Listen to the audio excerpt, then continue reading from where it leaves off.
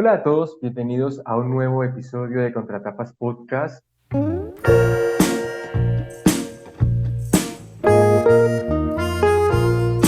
Mi nombre es Yamit Zuluaga y como en todas las oportunidades y en todo este año, hoy es el último programa, me acompaña.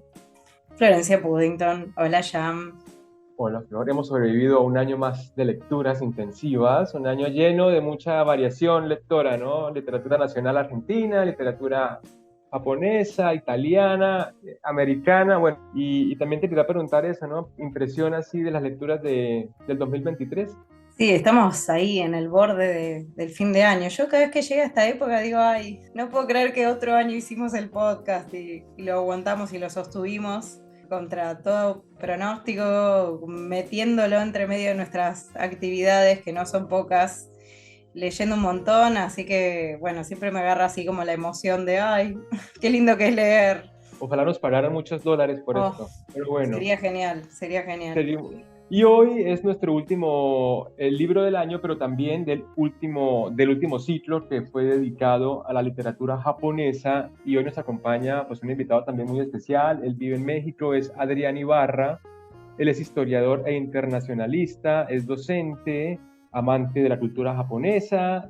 También es creador del perfil de Instagram En la Mira de los Libros 2 con número, y del podcast Detrás de la Historia. Y bueno, ahí como un poco difunde y comparte pensamientos sobre libros, sobre historia, sobre la cultura asiática. No sé si se especializa en Japón, ahora nos contará un poco. Y también es dos disciplinas me parecen muy de la mano, ¿no? La historia y la literatura, ¿no? De hecho, consumimos historia porque hay libros escritos sobre, ¿no? Entonces, por ahí, Adrián, muchísimas gracias por aceptar la invitación. Bienvenido a este espacio. Y cuéntanos, en principio te preguntaba eso, ¿no? ¿Cómo ha sido tu relación con la lectura y cómo es que has podido fusionar esas tres cosas, ¿no? Literatura, historia y Japón. Bueno, ha sido muy interesante. Primero, muchas gracias por la invitación. Para quien no me conoce, soy Adrián Ibarra y pues bueno, pertenezco a el proyecto En la Mira de los Libros 2 que encabezo. Respondiendo a tu pregunta, siempre me ha apasionado la historia y siempre me ha apasionado la lectura, pero es muy curioso porque yo retomo estos hábitos y siempre lo digo, yo lo retomo después de un proceso de aislamiento de trasplante renal. Entonces ahí fue donde yo empecé todo este proceso de recuperar el gusto por la lectura, de apasionarme más por la historia y bueno, ya Japón venía siempre como en mis intereses, sobre todo como ese gusanito de leer literatura japonesa y conocer a diferentes autores. Y bueno, en ese proceso de aislamiento, que duró más que los 3 meses, duró un año, me la pasé leyendo. O sea, creo que fue una especie de salvación o una especie de proceso en donde me pude mantener cuerdo para no volverme, como quien dice, loco. Y fue ahí donde descubrí esa pasión. Ya la tenía, pero la tuve más ahora que empecé a leer literatura japonesa. Y digamos que las tres se van a relacionar, pues bueno, porque fue uno de los intereses que se unieron para poder crear todo este proyecto que estoy haciendo. Y la novela que vamos a leer hoy o vamos a analizar hoy es El emisario de Yoko Tawada, que es una, por supuesto, autora japonesa. Y creo que los tres la leímos por primera vez, ¿no? Esta semana. Yo poco debo confesar que en general los autores, los invitados nos proponen la lectura, pero bueno, cuando arrancamos con el ciclo, mucha gente se me acercó, ¿no? El emisario, tienes que leer esa novela. Y dije, bueno, capaz se copa Adrián para hacer la última con el emisario. Así que todos somos lectores frescos del texto y les pregunto, hacemos una rondita en principio para primeras impresiones, ¿no? Adrián y Flor, ¿cómo la leyeron y cómo la transitaron? Yo no tenía, bueno, me pasa eso, a mí me gusta leer un libro sin leer la contratapa, sin tener ninguna noción previa y ver, y me sorprendió un poco la línea narrativa, yo esperaba como algo más realista del estilo de lo que veníamos leyendo hasta ahora, y me sorprendió esa construcción distópica, ¿no? La vuelta hacia el futuro, como que me llamó la atención de entrada esa búsqueda que va por otro lado de lo que veníamos planteando en este ciclo. Y en mi caso, para mí, yo ya la tenía ubicada a la autora porque aquí en México nos visitó, Fundación Japón la trajo, yo fui al evento de la Biblioteca Vasconcelos en donde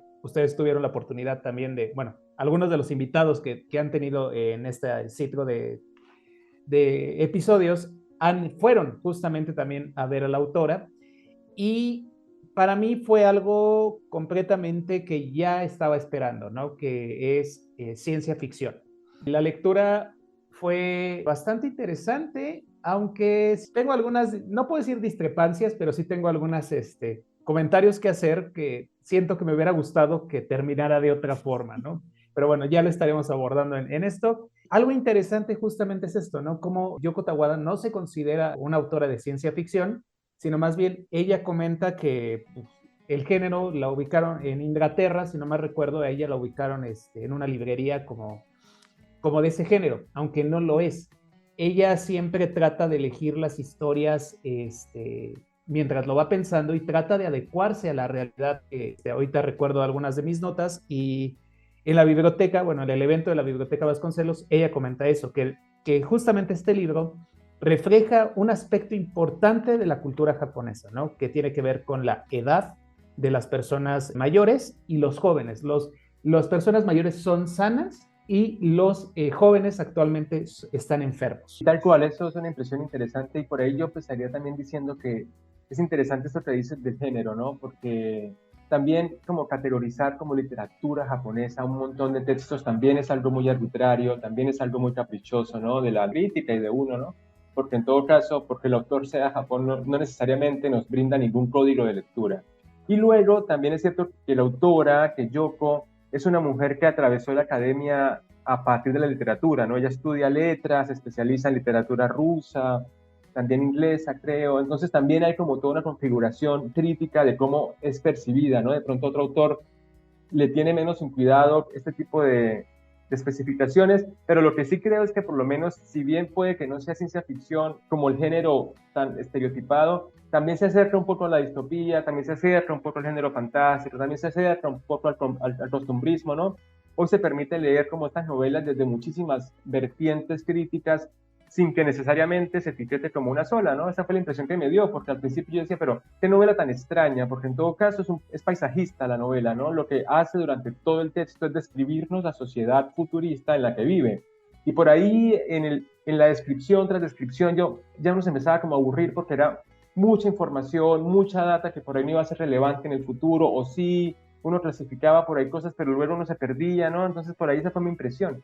Flor, ibas a decir, perdón. Sí, a mí me pareció, bueno, es cierto que a veces los autores son un poco quisquillosos con cómo se los lee o cómo se los interpreta, pero no se puede evitar relacionar esta historia, la forma en la que está narrada, los escenarios que construye, con otras novelas similares que también plantean escenarios distópicos que obviamente están ubicados en el futuro, en los que intervienen, por un lado, la tecnología, por otro lado, un Estado controlador, como excesivamente controlador, y estos ciudadanos que pierden las libertades o que empiezan a restringirse y a reducir así también no solo las libertades de acción, sino intelectuales, ¿no? Como que incluso lo que está bien pensar ya empieza a estar reducido. Me parece que la línea fue directa con 1984 de George Orwell, con esta cosa, ¿no? De los personajes que en realidad no ven directamente la presencia de ese Estado interviniendo en sus vidas, pero que ya de por sí solos se restringen. Está es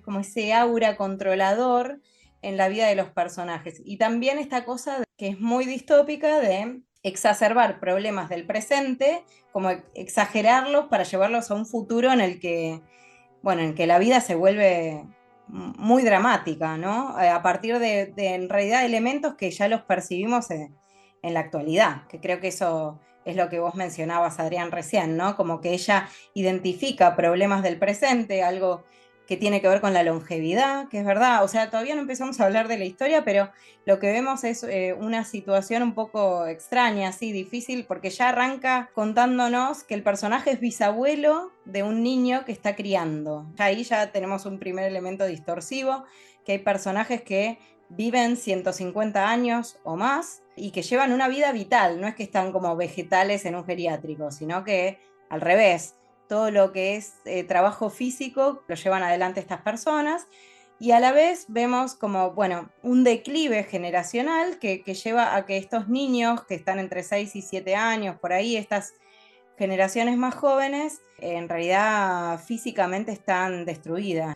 Se les caen los dientes, tienen poca energía vital, no pueden procesar la comida que ingieren, todo les hace mal, les cae mal, son como personajes muy débiles. Así que ese es el escenario. Es cierto, como dice Yamid, que es una novela que muestra más que lo que narra, ¿no? Hay pequeñas acciones que se van hilvanando, pero sobre todo lo que se busca es construir un universo, igual que en 1984, que pasa lo mismo, o sea, vemos un personaje en un entorno y como el entorno bueno, es tan distinto del presente, es necesario como describirlo, ¿no? A partir de lo que le pasa al personaje. Entonces hay mucho de narrar esa experiencia, pero que yo no lo sentí aburrido, lo sentí que transmitía muy bien esa sensación de angustia, que tiene 150 años, por lo tanto es un personaje que conoció o que vio ese declive, ¿no? Esa degradación de la vida humana, y entonces que lo vive con mucho pesar, con mucha angustia, y me parece que eso se transmite muy bien.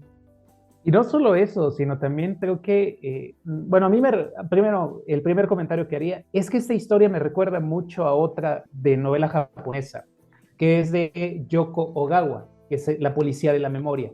Y es igual, un mundo distópico en donde hay un control. Aquí la gran diferencia con Yoko Ogawa es que es a través de que el gobierno los hace olvidar las cosas.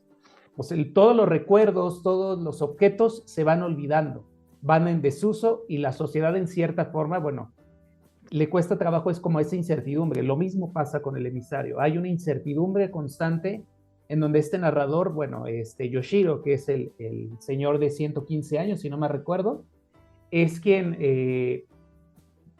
también vive una incertidumbre por respecto a su nieto, a su bisnieto, a su familia, y también a cómo va a terminar la sociedad, ¿no? Bueno, él es muy crítico, ¿no? Y aparte, qué coincidencia, porque con Yoko Ogawa en La policía de la memoria, también la protagonista, que no tiene nombre, es un escritor, o es una escritora en este caso.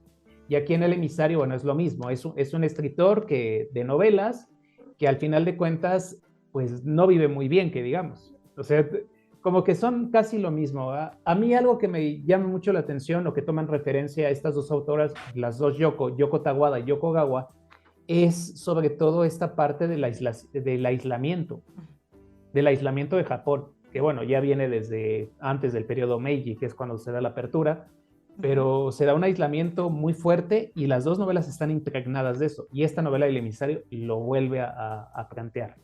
Bueno, dos cuestiones también que pienso que tienen que ver también con la cultura japonesa, porque por lo que sé, son muy recelosos de la presencia extranjera. No es una cultura muy permeable a la inmigración, por ejemplo, ¿no? O sea, tienen regulaciones muy cerradas en cuanto a eso. No sé si acá está esa semilla o ese elemento. Después también me llamó la atención estos contrapuntos que se hacen, por ejemplo, de los lugares más ricos y más pobres, porque en la novela se habla de Okinawa como el lugar más rico, que creo yo que es el lugar más pobre en la actualidad. O sea, son las zonas que históricamente, según que yo sepa, el sur de Japón es la zona más pobre, ¿no? Sí, así es. O sea, en este caso hay dos cosas que comentas, creo que muy interesantes. El punto del recelo a los extranjeros, que de todos modos hoy en día, pues ya no les... Japón ha como, digamos, las políticas han sido como más blandas, ¿no? Y han permitido que los extranjeros regresen a Japón, sobre todo por las tasas de natalidad. Es uno de los datos importantes, ¿no? Que en este caso Japón tiene una tasa de natalidad muy baja porque hay un alto porcentaje de gente adulta que ya pertenece a la tercera edad. Y es muy curioso porque en la novela los maneja como adultos jóvenes o sea, ya no son tercera edad, sino yo creo que pasan los 150 años y ya los pueden considerar más grandes, ¿no? Pero eso es algo muy interesante que se refleja hoy en día en el pueblo japonés.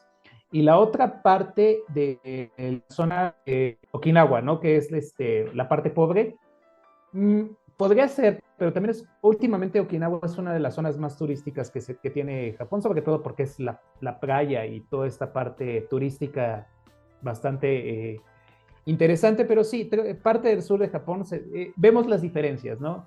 Mientras en la capital, o en esta zona central, que es Tokio, y creo que es la zona de Kanto, si no me recuerdo, son como este centro en específico económico, político y turístico. Las zonas más alejadas, que es al norte Hokkaido y en lo que es Nagano, si no me recuerdo, que es al sur, sí son zonas como más rurales. Entonces sí, ahí veremos como muchas diferencias y lo marca muy bien la novela, que eso también es como muy interesante. Sí, por ahí a mí me sorprendió mucho todos los temas que toca, ¿viste? O sea, porque no profundiza mucho en nada, pero te tira un montonazo de puntas para pensar que a uno le vuela en la cabeza. Vamos a puntear algunos y por ahí nos metemos con los que nos interesen, ¿no? Por ejemplo, la estructura de la novela se basa, como decía Adrián, es Yoshiro, que es un señor de 108, bueno, entre 108 y 115, algo en los dos estará lo correcto, que tiene a cargo a su bisnieto, ¿cierto? Y también ahí habla de una estructura familiar que por ahí es como de lo que más se agarra la trama, ¿no? De la convivencia familiar y del devenir de la vida de este escritor Yoshiro, porque también se habla de que su hija, Amana, que tuvo con Marika, que es otra japonesa que tiene como un centro como de niños, ¿no? Refugiados o huérfanos, ella se va a esta parte del país donde puede hacer más dinero, o sea, donde puede acceder a una mejor calidad de vida. Su hija tiene a un hijo que se llama Tomo, que es el nieto de Yoshiro, que medio es un tiro al aire, es un pibe rebelde, medio callejero, ¿no? Que todo le vale nada y termina yéndose después de que nace Mumei, que es el bisnieto, y su madre muere, ¿no? Muere en el parto, un poco después de nacer. Y creo que por ahí eso es lo que más uno se puede disminuir a la trama, ¿no? Para mí después el personaje es el mundo, es como el ambiente que él va construyendo. Y el primer tema, y también habla, por ejemplo, de temas como la sexualidad, ¿no? Es una sociedad en la que la gente cambia de género por lo menos una vez en la vida, cosa que ya resulta rara, porque el protagonista también empieza a ver un poco este fenómeno, ¿no? Mumei. También habla del edadismo, ¿no? De esta inversión. También habla de lo biológico, porque las nuevas generaciones, ¿no? Un poco están como atravesadas por esta infección o virus o riesgo que hizo que la sociedad empezara como a mutar, ¿no? La biología. Por eso Mumei lo vemos como un personaje frágil, que siempre está como a punto de morirse, ¿no? Que Yoshiro teme porque el cuerpo no es el de antes, no es el de su generación.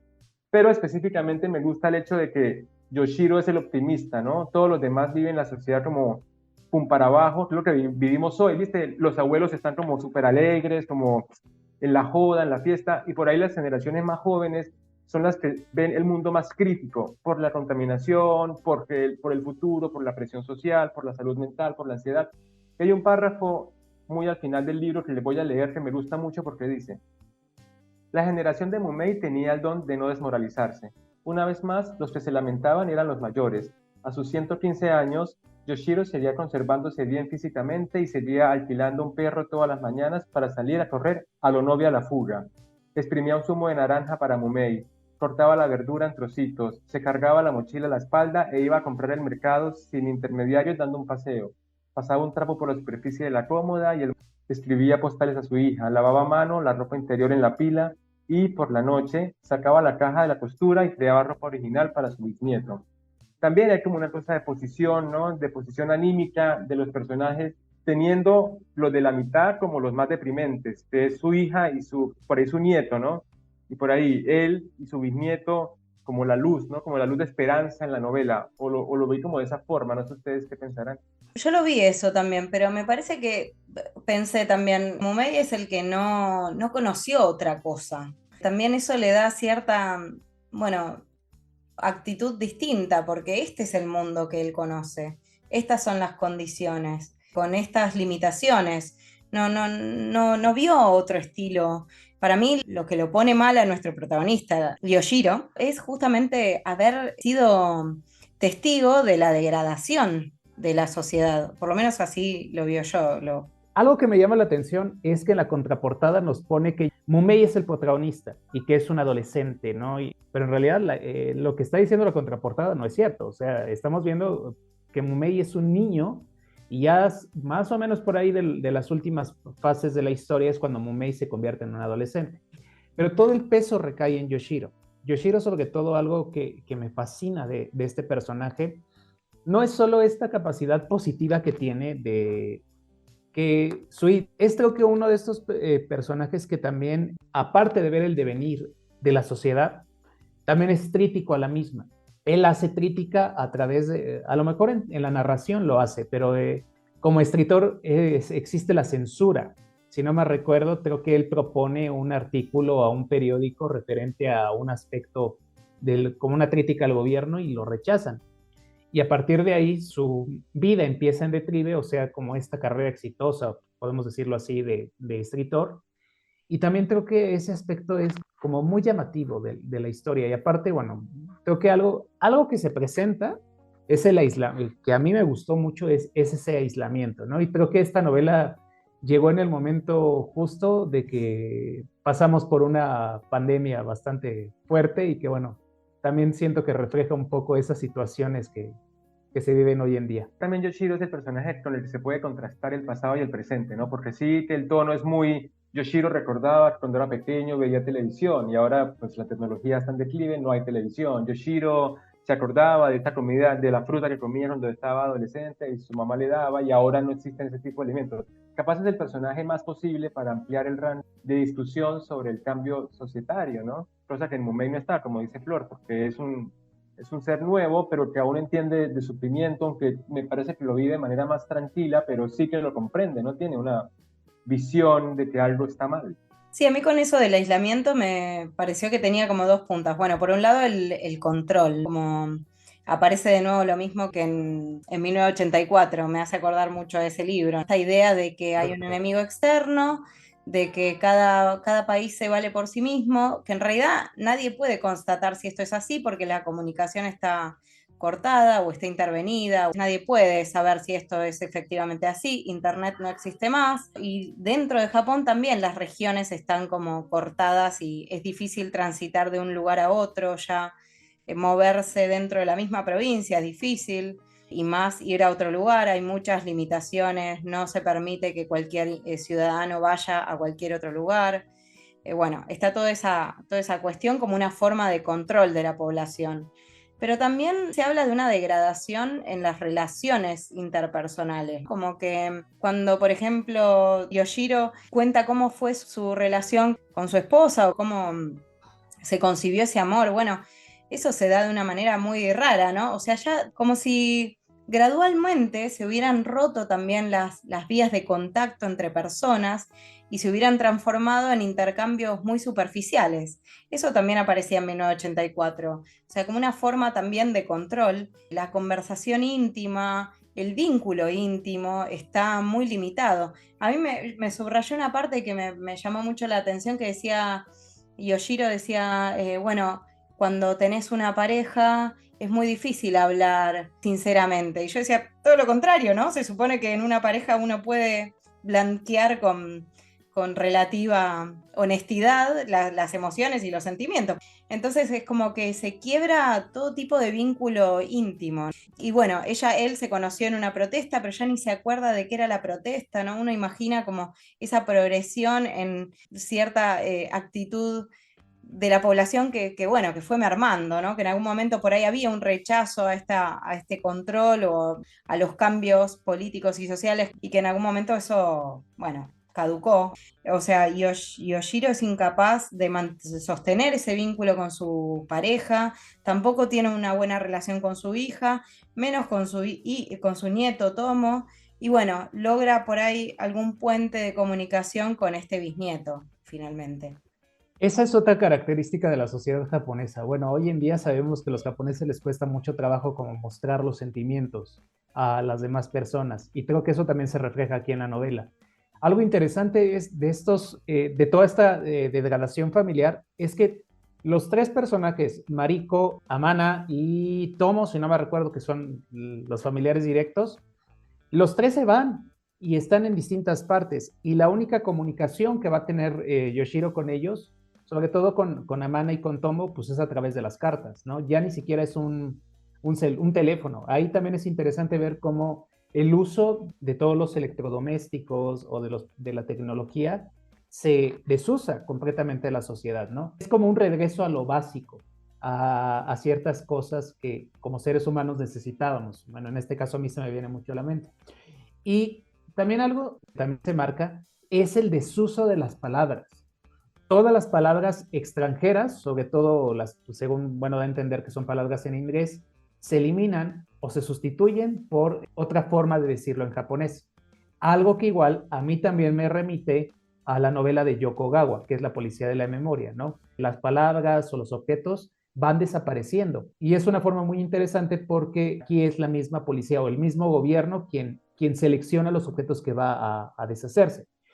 Pero con Yoko algo como que el mismo gobierno, los medios de comunicación, que son los que también tienen influencia, pues son los que están haciendo, como apoyando esta política aislacionista, ¿no? Y que hace que Japón se mantenga aislado. Aparte, otra cosa interesante de esta cuestión de Japón, tiene que ver cuando Mumei está en la escuela, en donde él, pues no, creo que por ahí mismo se comenta, ¿no? Que no aprenden completamente, que él quiere aprender, pero sus compañeros no lo dejan. Y el profesor que tiene Jonatani, si no me recuerdo, es como parte fundamental de ahí de la enseñanza de ellos, pero aquí estamos viendo que Japón, bueno, lo que él muestra en el mapa mundi, ya no es un Japón como un archipiélago, sino es un conjunto de islas que nos explica también posiblemente la causa natural por la cual Japón se aísla, que tiene que ver con esta parte de la zona de los terremotos, que es algo también muy real que ocurre en Japón, obviamente en esta cuestión de la cuestión natural, ¿no? En este caso, de que Japón está sobre es un eje volcánico, si no me recuerdo, un sistema de temblores y constantemente hay terremotos en Japón. Entonces, ahí vemos otro aspecto de la actualidad y bueno.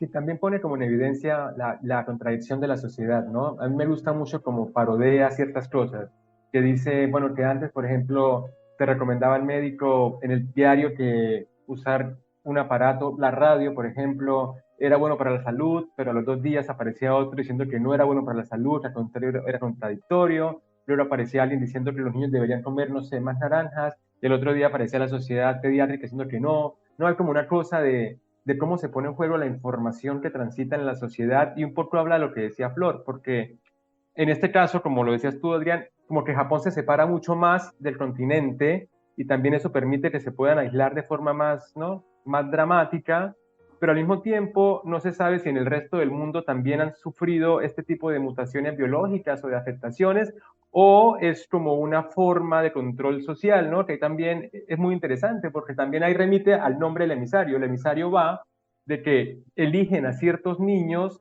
para enviarlos al extranjero para que puedan los científicos de otros países estudiar sus enfermedades y lo que está pasando en Japón y ver si se puede revertir o si se puede hacer algo a favor, ¿no? Entonces uno ahí queda con la duda de entonces qué pasa en el resto del mundo, ¿no? ¿Este aislamiento se debe a realmente como una amenaza biológica o como una decisión política, ¿no? Que también hoy es una cuestión muy debatida en el mundo, ¿no? La información que nos vende, qué consumimos, de dónde proviene ese tipo de información y con eso juega muchísimo todo el tiempo porque en un momento Yoshiro dice que de repente se pone a leer masivamente los diarios, ¿no? Que su hábito pasa a ser que en la mañana se levanta y lee información periodística y pone en juego también el periodismo, ¿no? El mal periodismo, el buen periodismo, el periodismo comprado. Así que por ahí también es un aspecto que puede ser sublime en la novela, pero que resulta ser muy interesante. Justamente creo que algo que me gusta de esta historia, bueno, aparte de los temas actuales, es que Yoko Tawada creo que explica muy bien toda esta situación, ¿no? Y algo que quería mencionar con respecto al título de la novela. Cuando comienza la historia se nos plantea que el título de la novela hace referencia a una novela de Yoshiro, que tiene que ver con un corte, en este caso como de novela histórica, pero que él mismo no la quiere publicar porque usa muchos extranjerismos. Y cuando avanzas en la novela, que es justamente una de las publicaciones que hice en Instagram, te das cuenta de que el emisario tiene otra connotación, ¿no? Que en este caso son estos niños elegidos para que viajen al extranjero justamente. En un principio no se dice cuál es el motivo, pero ya después Jonatani, que es el profesor, es quien describe que es para que todas estas raras enfermedades que tienen jóvenes o niños de Japón puedan pues ser estudiados, ¿no? Y creo que iban a la India, si no me recuerdo, algo así se comenta. Y a la par de esto, también, bueno, vemos como otros aspectos interesantes, ¿no? Como la evolución de Mumei es en decadencia, o sea, va en picada constantemente. En eso vemos que Mumei pues ya llega a la edad de 15 años y no es un joven atlético, sano, sino es ya una persona que está en silla de ruedas. Es literal también nos habla del envejecimiento prematuro que tiene Mumei y la capacidad, bueno, su capacidad respiratoria en algún momento va a requerir de una máquina. Entonces ahí nos está hablando de los problemas de enfermedades que tiene la sociedad, bueno, los jóvenes. Y es interesante también ver cómo Marika, ella está alejada, ¿no? Se dedica a este centro como de acogida de jóvenes, de niños, pero detrás hay un trasfondo. Y ese trasfondo también tiene que ver con que ella pertenece a una sociedad, si se puede decir así, a una organización que va a elegir a estos niños para que viajen al extranjero. Y ya Jonathan, y bueno, es también el otro personaje que también tiene que ver con esas situaciones.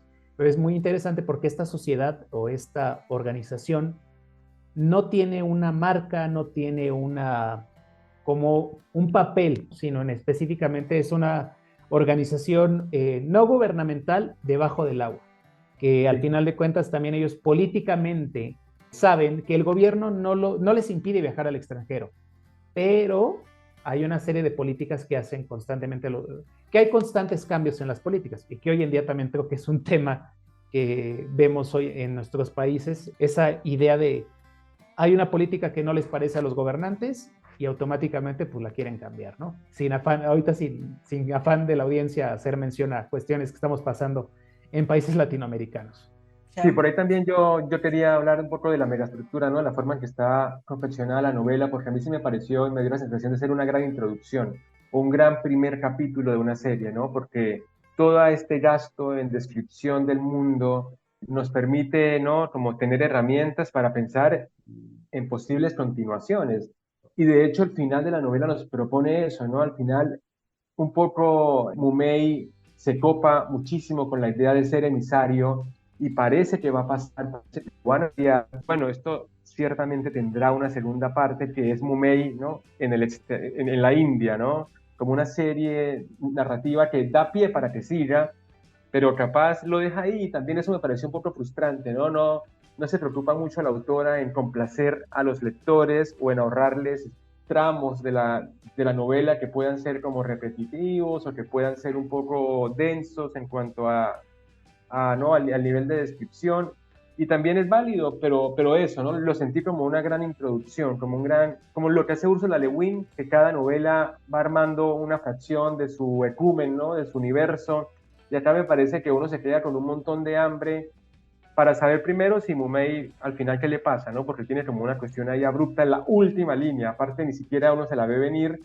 Y después, ¿qué pasa con esto del emisario? ¿Qué pasa con el posible romance que medio se dibuja o se logra entablar hacia lo último, ¿no? Es una novela que claramente no es placentera en cuanto a la experiencia lectora, sino al contrario, ¿no? Es una frustración al final bastante, ¿no? Como a la espera de... A mí la impresión que me da es que no va a haber otra parte, ¿eh? Literal, No me hagas esto, no me hagas esto. ¿Por qué lo digo? Porque al final de cuentas, a mí me deja la impresión de que Momei muere. O sea, Sí, de que ni siquiera llega a ser el emisario. pero puede ser una lectura también, puede que no. Sí, puede ser. Pero también es interesante este otro personaje que mencionas, que es Suiren, que es la niña que tiene más o menos la misma edad de Mumei, o un poquito más grande, si no me recuerdo, y que llegan a reencontrarse casi al final de la historia. Pero los dos ya están en silla de ruedas, o sea, te explica que al final de cuentas, por lo menos mi percepción es que Momei en esta última parte es como su deseo de querer seguir viviendo, pero también de ser libre. Por eso a veces él pues comete acciones locadas, en este caso, como irse rápidamente en la silla de ruedas, acelerar en la silla de ruedas, aventarse y tirarse, quedar de espaldas y respirar. Como que eso le da una sensación de libertad, pero también es una sensación de quererse liberar posiblemente de lo que está sufriendo. Entonces, a mí me queda como esa cuestión, porque él mismo es consciente de que va a llegar a necesitar en algún momento una máquina para poder respirar.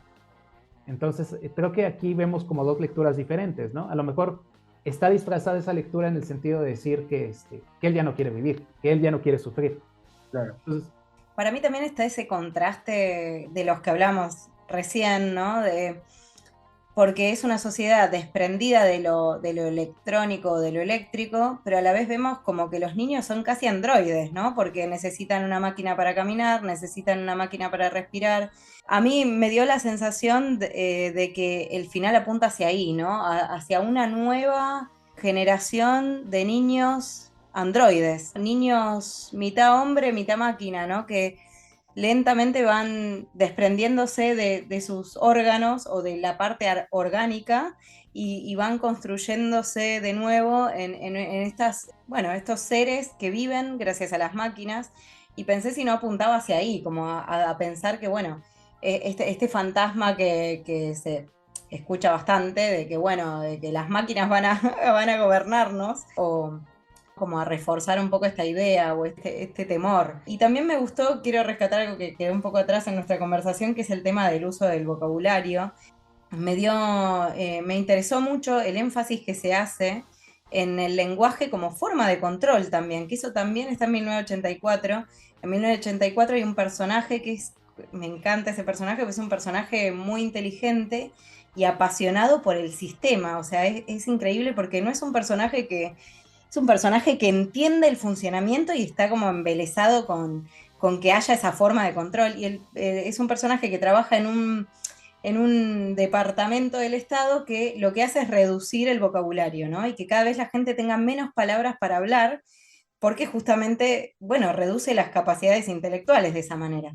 Y eso también sentí que estaba un poco presente acá, ¿no? Con esto de primero quitar los extranjerismos, después como reducir, como que hay ciertas cosas de las que no se puede hablar, como si no hubiera también una intención de controlar el pensamiento o controlar a la población embruteciéndola, ¿no? Como dándole cada vez menos recursos para pensar. Así que eso también. Y después, bueno, el tema de que no sabemos bien qué está pasando en las otras regiones, ¿no? Porque él escribe cartas a su hija y la hija le contesta cosas que no sabemos si las escribe ella o no, porque son cosas medio no sé, como temas irrelevantes, ¿no? El color de la fruta o el tipo de frutas que se están produciendo. Es como medio impersonal la conversación. Entonces también, ¿qué pasa en Okinawa? ¿Realmente es este lugar próspero de Japón? ¿Efectivamente se convirtió en una zona enriquecida en donde la gente vive bien? ¿O es un sistema esclavista en el que no sabemos realmente quién controla? O sea, quiénes son los que gobiernan? Eso también, ¿no? Está también presente ese fantasma. Así que, bueno, lo que me quedó por saber es cuáles eran esas objeciones que Adrián tenía, que planteó al principio y que quedaron afuera de la conversación. Bueno, hay varios puntos, ahorita digo mis objeciones. Ahorita lo que planteas de las palabras, de todo esto, me recuerda mucho a otro autor japonés que es Yusa Uno, o Yusa Uno se escribe con J. Él tiene dos libros, bueno, libros de relatos de ciencia ficción. Uno es El baño de música de las 18, que es igual, habla sobre el control de la sociedad a través de un baño musical, si se puede decir así.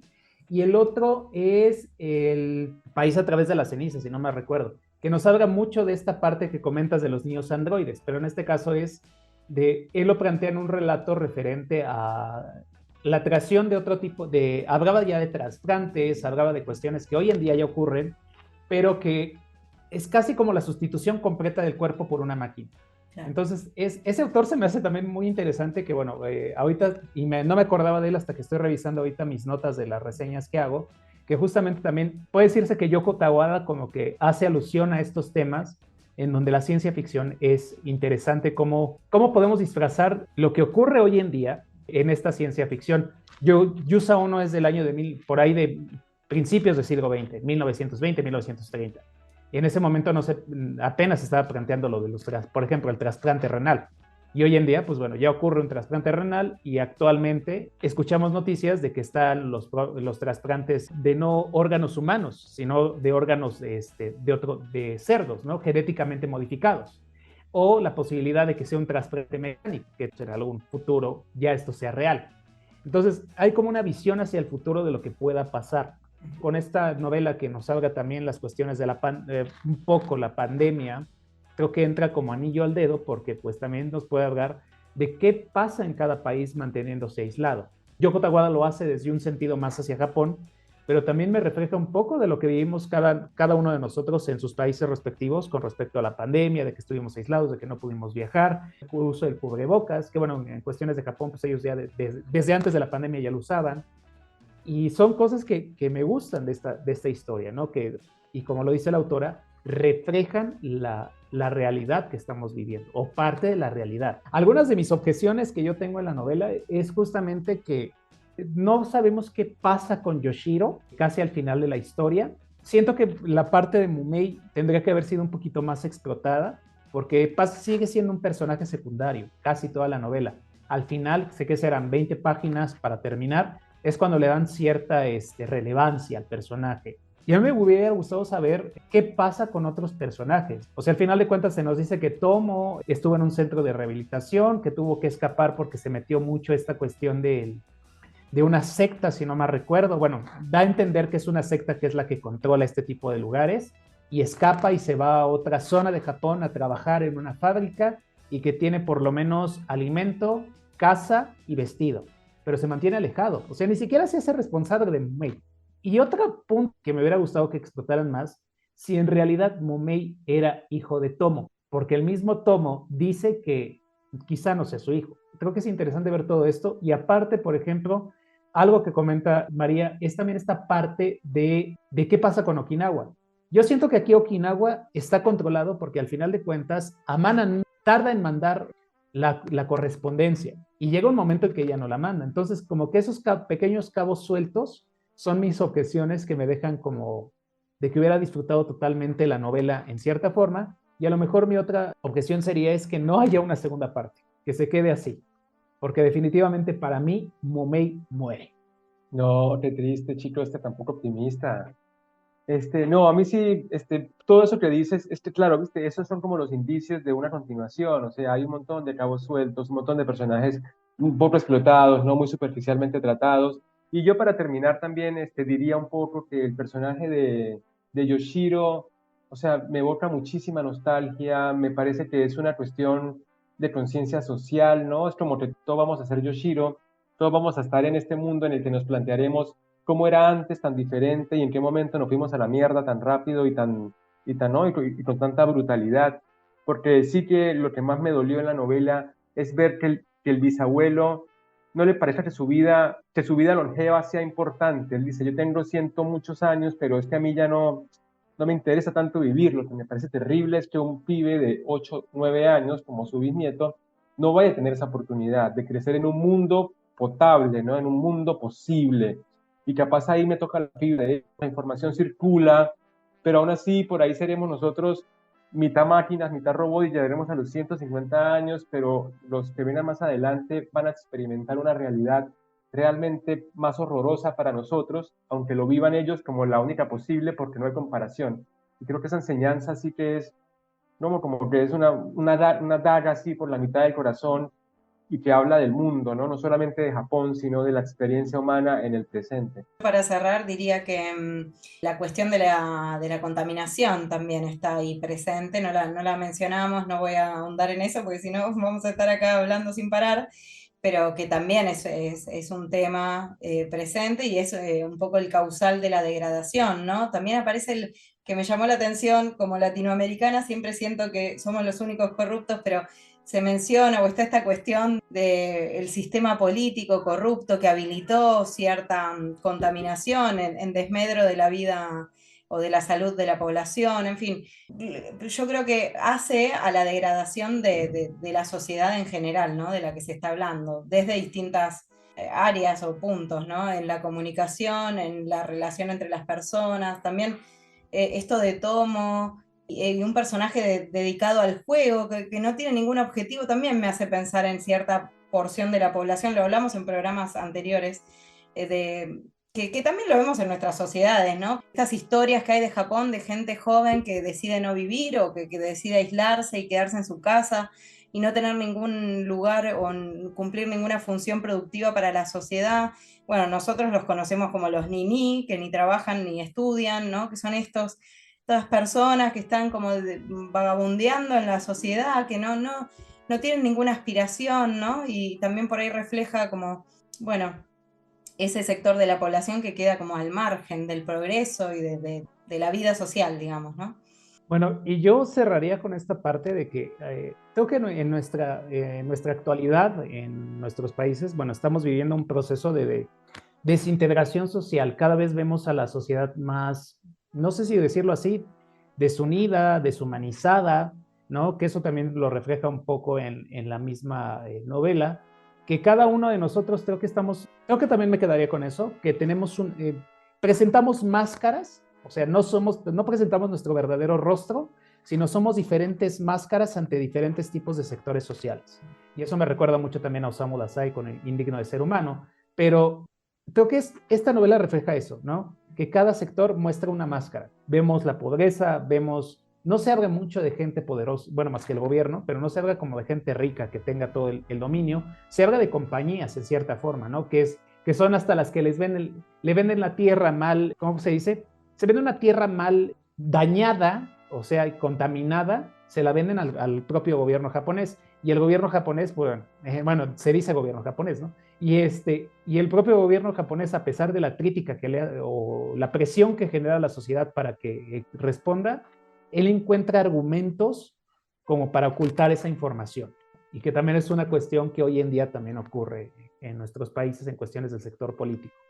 Y Adrián, bueno, ¿cómo te encontramos? Háblanos un poco de tus cuentas, de tus actividades ahora, de tu podcast, para que las personas pues, que nos escuchen y quieran un poco conocer más de tu trabajo te puedan ubicar.